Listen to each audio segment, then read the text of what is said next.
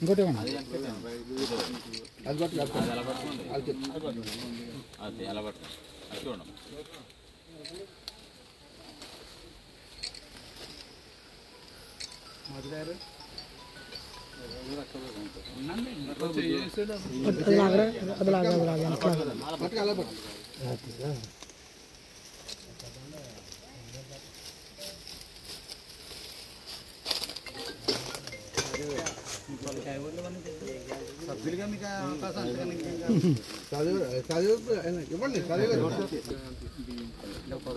తోటకి అయి పట్టుకో భూమిలో పట్టుకో అలా పడి ఇద్దరు పట్టుకో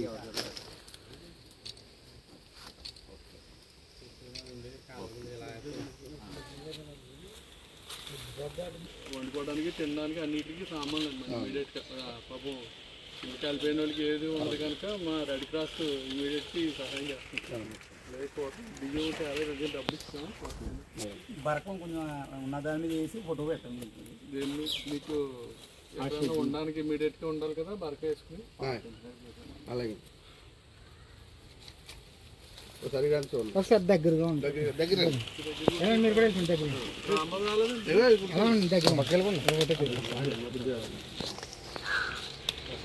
మీరు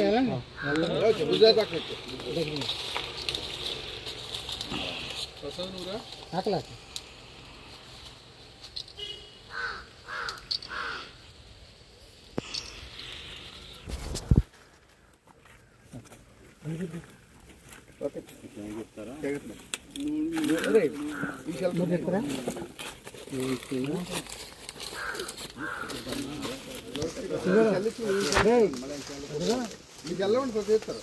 ఆడలేదు కదా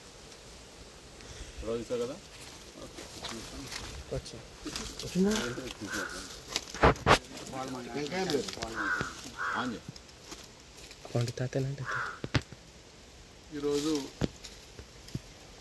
సెకండేటిపల్లి గ్రామంలో దురదృష్టవశాత్తు కోళ్ళ వెంకాయమ్మ ఆవిడ టాటాకిల్లు పూరి గుడిసెలో ఉంటున్నారు. ఈవిడ దురదృష్టవశాత్తు ఆ ఇల్లు కాలిపోయి అందులో ఉన్న సామాగ్రి మొత్తం అంతా కూడా కాలిపోయి వేళ ఏమీ చేయలేని దిక్కుతోచిన పరిస్థితిలో ఆ కుటుంబం ఉంది. మీకు తెలిసిన వెంటనే మాకు తెలియజేసిన వెంటనే మేము మా Indian red cross society Ambedkar Konaseema జిల్లా మా చైర్మన్ నారాయణ గారికి తెలిపిన వెంటనే మన జిల్లా కలెక్టర్ గారి అధ్యక్షుల వారికి ఇన్ఫర్మేషన్ ఇచ్చి ఇమీడియట్గా ఈ కుటుంబానికి సరిపడినటువంటి సహాయం అందించమని చెప్పి పంపించడం జరిగింది. దీనిలో భాగంగా ఈ రోజున ఈ స్టీల్ సామాన్లు వండుకోవడానికి తినడానికి ఇబ్బంది లేకుండా స్టీల్ సామాన్లు, ఒక టార్పాలిన్ బరకం ఇమీడియట్గా వీళ్ళు ఉండడానికి అవసరమయ్యేలాగా టార్పాలిన్ బరకం, అలాగే ఒక రగ్గు, అలాగే నిత్యావసర సరుకులు ఇవన్నీ కూడా ఈ కుటుంబానికి ఇచ్చి ఆదుకోవడం జరిగింది. ఈ ఇండియన్ రెడ్ క్రాస్ సొసైటీ మరి నేను భానురాజు గారు, మధురాజు గారు, ప్రసాద్, సహదేవ్, మాస్టర్ సత్యనారాయణ రాజు గారు, ఇలాగే ఇంకా గ్రామ పెద్దలు అందరూ ఇక్కడ జానకి రామరాజు గారు, గ్రామ పెద్దలందరూ ఇక అందరూ కలిసి ఈ సేవా కార్యక్రమంలో పాల్గొంటూ ఉంటాం. మరి ఎక్కడైనా ఇలాంటి విపత్తులు జరిగినప్పుడు ఇండియన్ రెడ్ క్రాస్ సొసైటీ ఇవాళ గవర్నమెంట్ కూడా వచ్చి చూసి ఏదో కొద్ది గొప్ప చేయడం తప్ప వారికి పూర్తిగా సహకారం అందించే పరిస్థితిలో ఇండియన్ రెడ్ క్రాస్ సొసైటీ నుంచి వచ్చి మేము ఇమీడియట్గా వాళ్ళకి ఇబ్బంది లేకుండా ఒక 4-5 రోజుల సరిపడా అన్నీ కూడా ఏర్పాటు చేసి వెళ్ళడం జరుగుతుంటుంది.